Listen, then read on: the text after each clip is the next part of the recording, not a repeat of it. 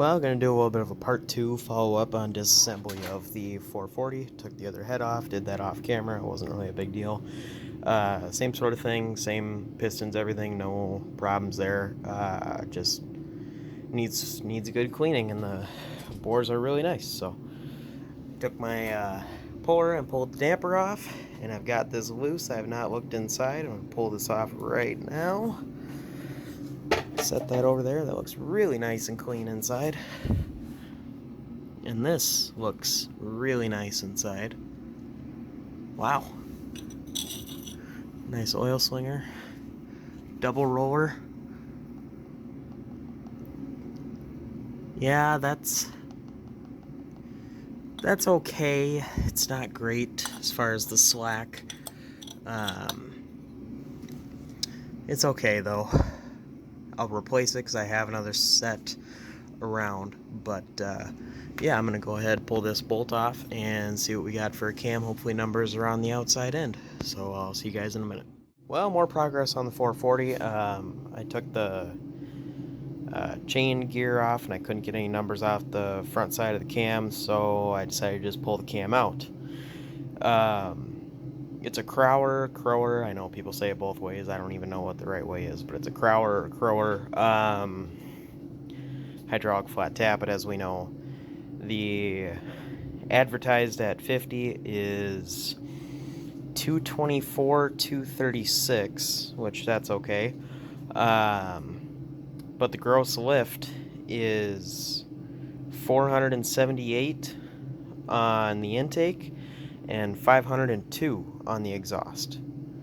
Kind of a weird cam. I don't think I'm gonna use this, and I'm surprised. The lifters are amazing. I just have them in this box, label front, rear, and got a piece of cardboard separating side to side. They're really, really nice lifters. I'll pull one out here. You know, they look like they were broken in, and that's about it. They got a little bit of a dish to them, but not much at all. They're really, really nice. So, got the cam and lifters. If you want a Crower with 478 lift on the intake and 502 lift on the exhaust, and 224, 236 duration, let me know. I don't think I'm gonna keep it. I mean, I might use it in a more mild build, maybe in a 383 or something like that. And by all means, if you guys have recommendations for a cam for this, that's just not my answer for No Name Nationals. I've got to have something a little bit bigger, a little bit better than that. I'm thinking something over 500 on both sides of intake and exhaust. So, you know, maybe there's something like a 520, 525 or something like that, a split duration. I'll have to look into that. If you have recommendations, let me know. But the next thing we're going to do is we're actually going to be draining the oil and the coolant. I didn't think that there was any oil in it, but you look in there, you guys can't see in there. Yeah, there you go. Yeah, there's oil in there, and it's full. So I'll have to go get a bin and drain the oil, and then I'm going to have to go through and drain the coolant. So I will do that, and I will be back with you guys in a minute when we roll this thing over and we're going to take the oil pan off. Well, the engine's upside down, drained of coolant and oil, and that ended up being a really big mess. I ended up putting it in one bin for the oil, and ended up being a hole in the bin, so that was a mess I had to chase, and now it's just going to be a mess to clean up. So that sucks, but you know, stuff happens. So we're going to pull the pan off. I just got it loose. I haven't even looked inside really. Alright, there's the pan. Looks pretty clean overall. It's got a little bit of sludge in the bottom, but I think that might even still be break-in related things, or even just the fact that it's a fresh build. But looks good. Looks very, very clean. I'm gonna get this windage tray off, and I'll be back in a minute. Well, windage tray off on the ground by the oil pan. Interesting. Crank has been drilled in several different spots, I would assume for balancing reasons. It looks like there's a plug put in there. Wow, that's interesting.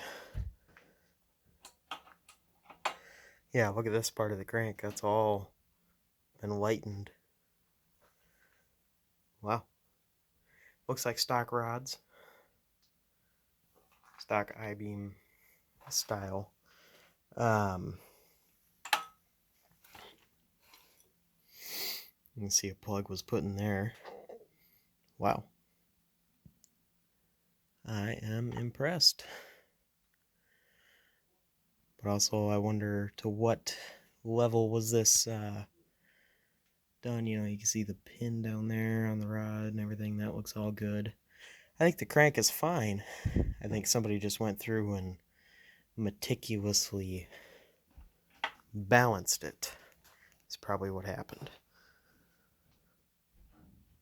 So yeah, I'm going to look a little bit deeper and I'll be back in a minute. Well, looks like this engine is a little bit more interesting than I thought. And this is a 1970 non-HP, doesn't have an HP stamp, doesn't have anything like that. But this has 6-pack rods in it, which are heavy and unnecessary a lot of the time, but looks like they've ground the ends off of them and taken a lot of weight off and balanced this whole entire assembly. So I'm probably going to leave them, but I looked at the number down there. You can't see because it's dark, but I used a flashlight to get down there and look, and these are real 6-pack rods. So that's a really interesting find. And then the fact that the crank looks like they went through and drilled where it was excessively heavy and then put plugs in where it needed different weight, like there and there and some other areas. So yeah, I guess I'm just gonna kind of leave it at that for now. We're gonna dig a little deeper, figure out exactly what we're gonna do in the next little while. In the next video or two, you'll see more stuff on this, but that's pretty much it for now, and I'll see you guys in the next one.